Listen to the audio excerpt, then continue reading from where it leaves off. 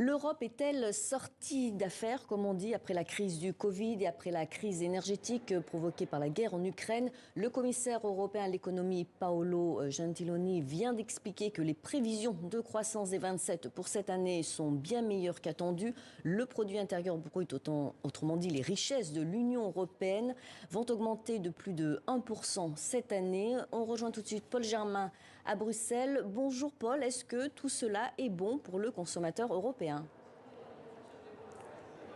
Eh bien Pascal, c'est un petit peu comme la météo, ce n'est pas parce qu'elle est meilleure qu'elle est bonne. C'est vrai que l'Union européenne est sur le chemin de la croissance, mais il y a aussi des vents contraires et les prix à la consommation vont continuer à augmenter. Alors vous allez me dire, comment se fait-il que l'Europe se porte mieux et qu'en même temps, le consommateur va continuer à devoir payer plus? Eh bien, un député européen me disait ce matin, l'économie c'est un petit peu comme la magie, il y a un truc que seuls les économistes, comme les magiciens, comprennent.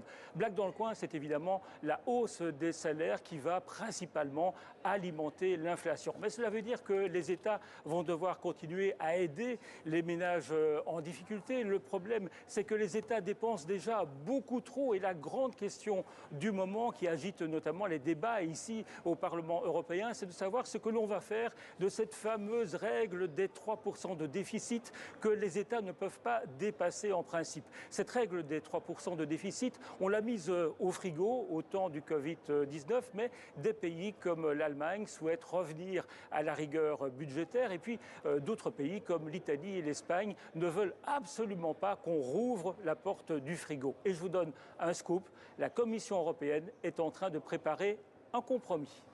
Merci beaucoup Paul depuis Bruxelles.